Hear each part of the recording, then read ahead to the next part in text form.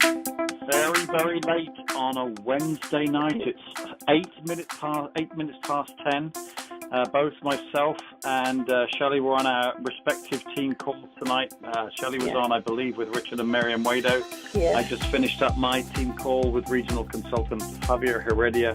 And so it's got a little late into the night. But again, accountability call is very important because it makes sure that Shelly does what she says she's going to do. And I'm interested to see how everything went. So I'm going to bring on senior consultant, Miss Shelly Hostetter.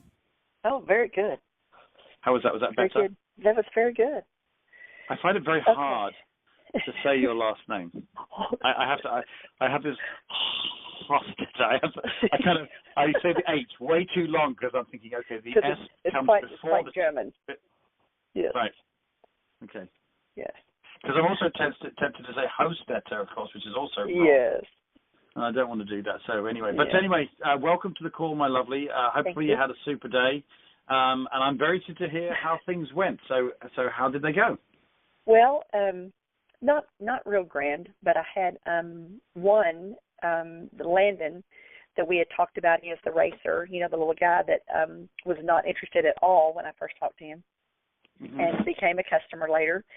And now I actually talked to him today, of course, told him, thank you so much for being my customer. Thank you for referring people to me. And he's like, oh, well, you're welcome, and I just told him that he's helping, Kenny and I realize our goals, our financial goals and stuff. And that, I wanted to get with him so I could share the video and everything with him that only takes a few minutes, so he could also refer people to me that might need something else in their life. And he said he would be more than happy to do that, but it's going to be probably first of next week before we can get together. And so because he's leaving out of town early in the morning. So if that isn't the perfect invite, I don't know what is. That was absolutely right on the money. You did exactly what we talked about yesterday of thanking him and saying, and then you said, you're really helping Kenny and I with our retirement thing. So, and he's really happy about what he's, how he's able to help and this type of thing. And then you segued very nicely into saying, take a look at the business, so then you can actually refer people about the business as well. So again, you're not cornering him in any way, and obviously he had no choice. But also not only no choice, but also wanted to help. So that was 100% perfect invite for someone who is a customer. That was perfect. I can't fault it in any way. Great job. Oh, great. Thank you. Get a gold star. Thank you. You're very welcome. Thank 2 you. gold Feel better. Stars. all the other kids in the classroom are going to be jealous about your gold stars because you got 2 of them. All right. And I had the other one I had was it was still a no. She was a no to begin with, but didn't change, so that's okay. Who was that? She Jennifer. She actually looked at the business right when I first started, but her husband actually has a friend that does Ambit in Midland, and so but he had already asked them about it, but they have not done anything with him either. So she just said it's just not right for them, at this moment. And she is a dog groomer, actually. And I can't remember what her husband does. But anyway, they're busy, of course, all the time. They have a bunch of kids and stuff like that in between the 2 of them. And so they're quite busy. But they go on cruises. They play darts. They do a lot of stuff. So I just don't know if she really sees the value in it. I don't know if they've really I really don't think they know what they're saying no to. That's kind of how often is that the case? It's so difficult sometimes. Quite often. Yes.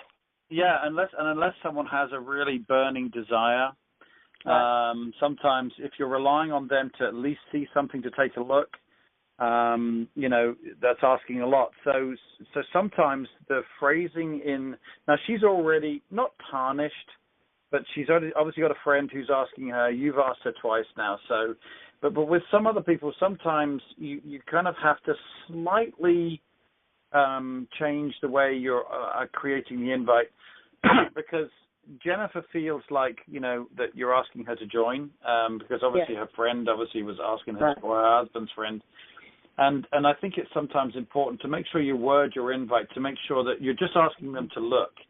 And Landon obviously was a great example. You say, we want you to take a look so you can refer those people as well. People are when you're not asking them to join, or let's change that. When they feel that they're not being asked to join, they're more likely to look. Yes. And I think sometimes the wording in the invite needs to be just slightly tweaked to say, listen, Jennifer, I know you've looked at this before. It wasn't your cup of tea before, and that's fine. And I know that this is, you're super busy, but I'd love you to take a look because, my business it's very important that we network in our business. And just like if I opened a restaurant, I'd have you come and try the food and see what we're doing. I'd love you to actually see the video. Again, I know you're not going to do it, but I'd love you to take a look so that you can refer folks to me. Because at the end of the day, Kelly, we want people to look. Because she, as you quite rightly said, she doesn't know what she's saying no to. So wouldn't it be great that even if she still says no, she actually does know what she's saying no to instead of what she thinks it is. And so maybe going the route with someone like her saying, hey, take a look again to see if it's something for you. Sometimes it may be, listen, take a look. I know it's not for you, the 100% takeaway.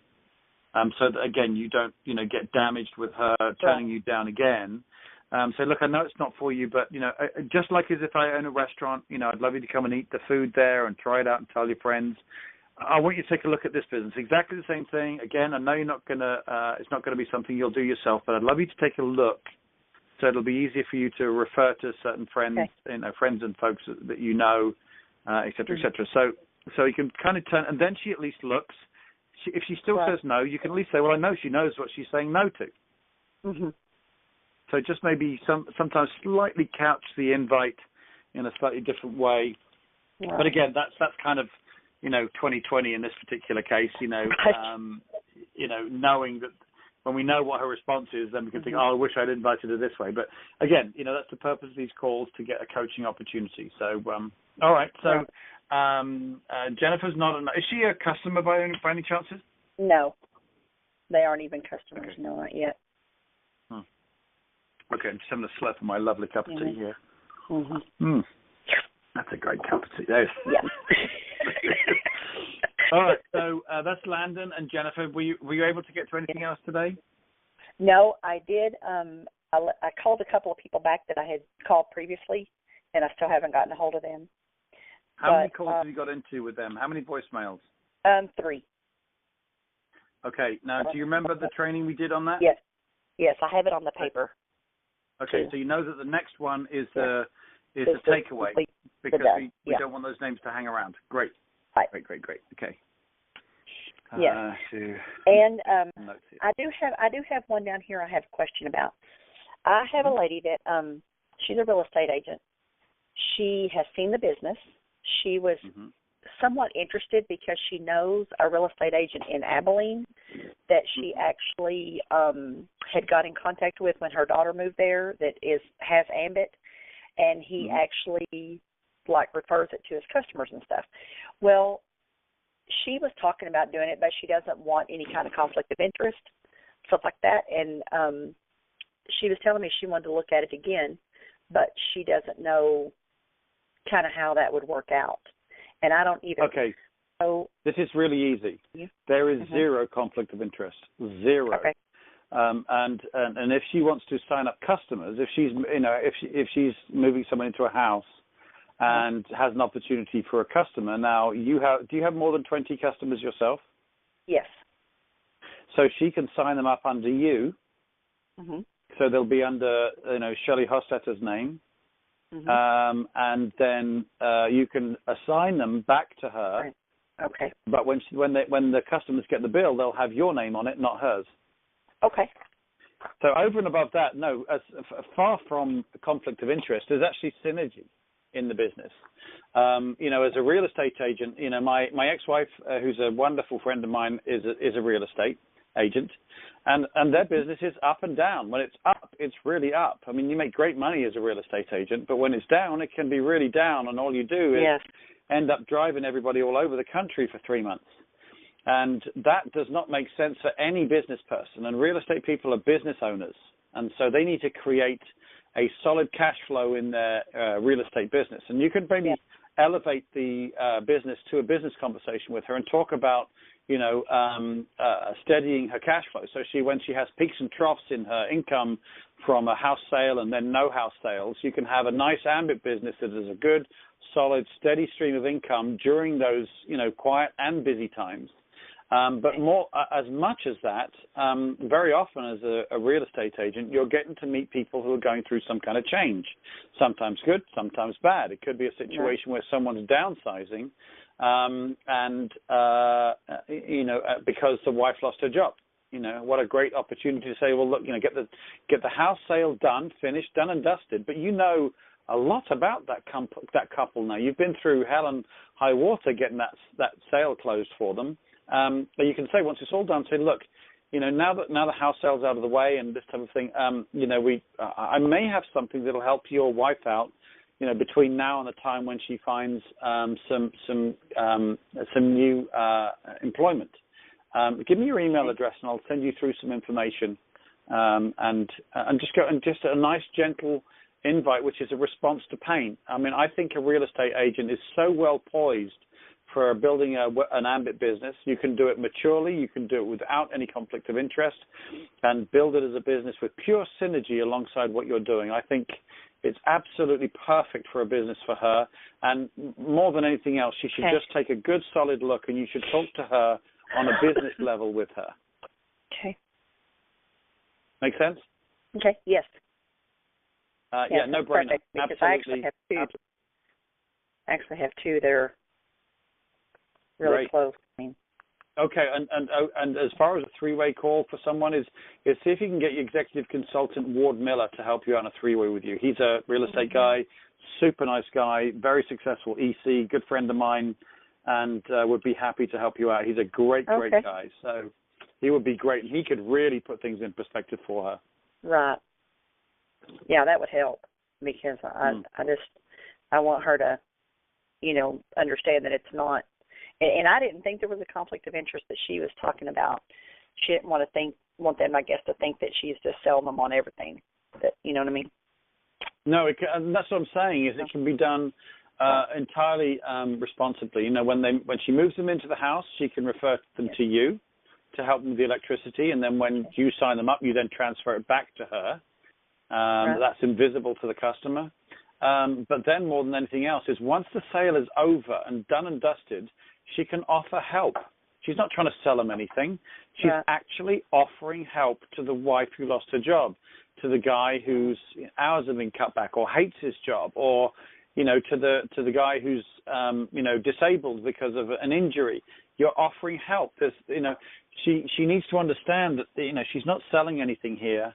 And if she treats this maturely and offers the opportunity when it's appropriate and relevant, she can be doing nothing but adding benefit to already having helped someone make the biggest, most important purchase of their life. Okay. Man, I should do an ad for that, shouldn't I? You should. That was. You should sell that.